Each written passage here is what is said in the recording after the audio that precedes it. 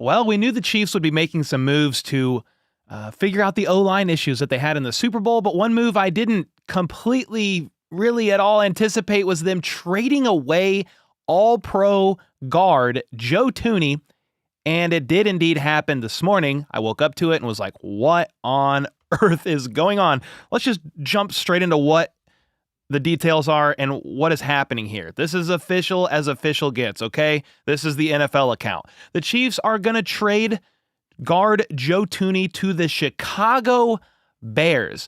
The Bears desperately needed an upgraded O-line. Caleb Williams, I think, was the third most sacked quarterback in NFL history in a single season. Some of that was on Caleb Williams. Some of that was on them needing to redo their O-line. So in 24 hours time, this happened yesterday and today, the Bears made two moves. They agreed to a trade to go get Jonah Jackson from the Rams, and then they also just traded for Joe Thuney from the Kansas City Chiefs. To go get Joe Thuney, by the way, they gave up a 2026 fourth-round pick. So the Chiefs get a fourth-round pick, not for this year's draft, but for next year's draft. There's kind of a lot to process through here, if I'm going to be honest with you. Let me just start with why the Chiefs did this. At least one part of the reason why I think they did this. I just realized my other monitor's not on. Who cares? When they franchise tagged Trey Smith, I said, hey, I think what they're trying to say here is Trey Smith is their answer for their guard of the future. He's only 26 years old. Joe Thuney is 33. He's on the back nine of his career, right? So we all knew that.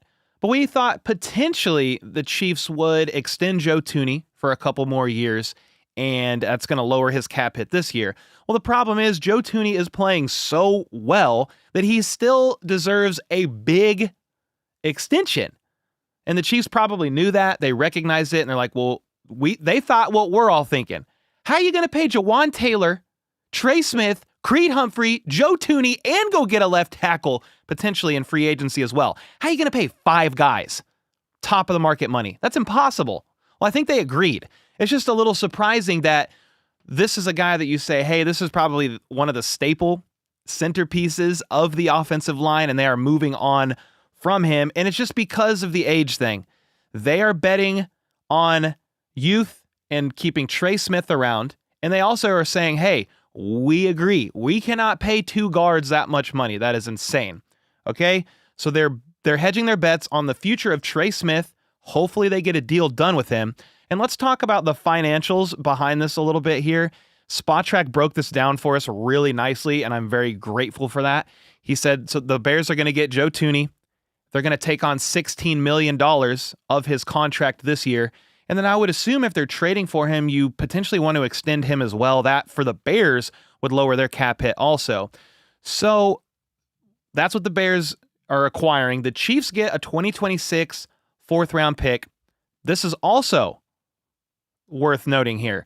The Chiefs take on $10.9 million of dead cap per the move, but they free up $16 million to get him to Chicago. $2 million of Thuney's salary fully guarantees March 14th, so they're obviously trading him before that, but a $20+ million per year extension is widely expected. This is why the Chiefs had to move on. The last sentence, a $20+ million per year is widely expected. You can't do Jawan Taylor's contract. That's $20 million a year. Joe Thuney would be $20 million. Trey Smith would be $23 million a year. Creed Humphrey would be $18 million a year. You can't do it. Now you can move on from Jawan Taylor. They already moved on from Joe Thuney, but you can move on from Jawan Taylor next year, and I do think they do that. But you couldn't pay everybody. It's impossible. I am surprised. I'm not going to lie to you. I don't know that I love this move per se, but I can see the reasoning behind it. Okay. The future, I don't know how it helps them now, like chasing another potential Super Bowl appearance in 2025, but we haven't seen the rest of the moves make. Sometimes we are overreactionary. We overreact to moves that are made early, but we don't know the full picture. The Chiefs, Brett Veach, all these guys, they've got the blueprint. They have a much better idea of what they are going to do than what we do. This now puts them around, by the way, freeing up that $16 million in cap space they needed to get cap compliant. They're not there yet. I'm pretty sure they're still negative 1 million, but it's better than negative 17 million, which is what they were after tagging Trey Smith. I also thought this was interesting. Ian Rappaport said, Kingsley Suamataia, a former second rounder, will be given a shot to become a guard, stepping in for the former All-Pro. Some people are not liking that at all. Just saying, hey, you traded away one of the best guards in football, and we're going to take a chance with Kingsley Suamataia. The writing has been on the wall, at least for what they believe Kingsley Suamataia could be. They've been saying we like him at guard. The potential idea of him being a guard. He was warming up for Mike Caliendo at Super Bowl 59 to replace him on the sideline. Mike Caliendo was playing left guard. Okay? Then, I think in Week 18 against the Broncos, he played guard. Then recently, Andy Reid said Andy Heck is high on him. That's the O-line coach for the Kansas City Chiefs. Andy Heck is high on him and his potential at guard. And that's kind of what this is what Nate Tice was saying. He said Kingsley Suamataia will now be given a shot to start at left guard for the Chiefs. Left tackle remains the question mark, but I doubt Andy Reid and company leave that unaddressed. Chiefs had so much tied to their O-line after tagging Trey Smith, something had to give. We all agree. Like, I get it. It's unfortunate. Some people are saying, well, why can't they get a draft pick for this year? I don't know, but they did get a 2026 fourth round pick. You can still package that and use that. You can use draft picks from future years to go up and get somebody.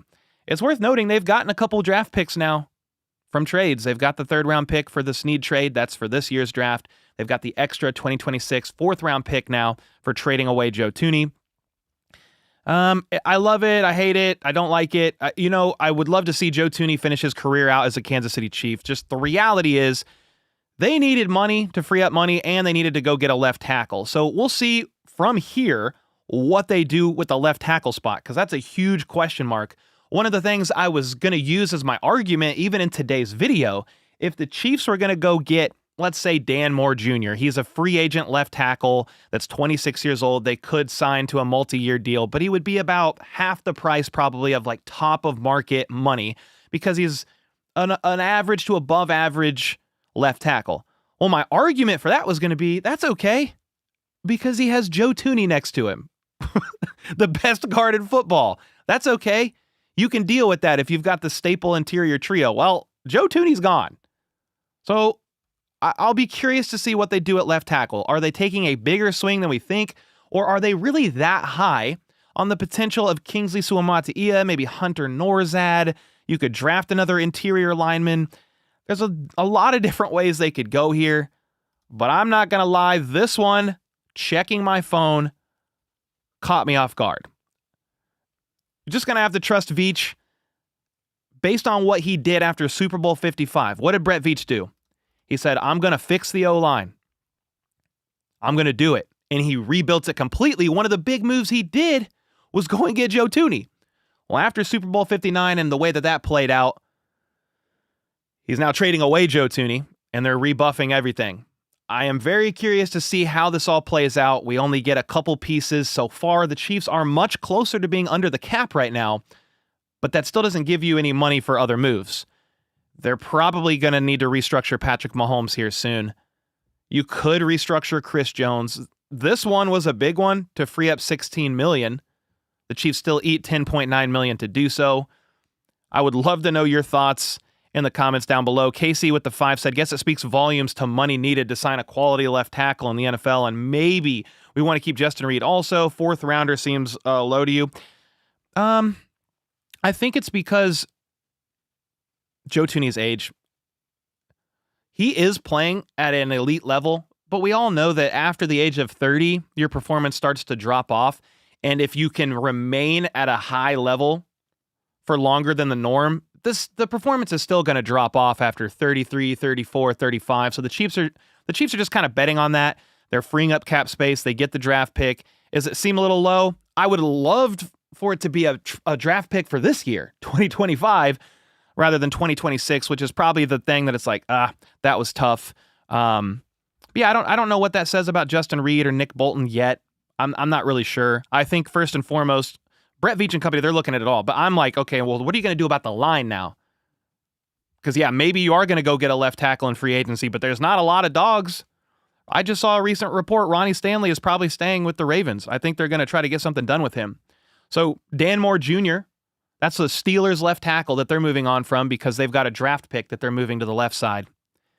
He's going to be a free agent, and the Chiefs might need to go sign somebody like that. You bet on his youth. He had an up year.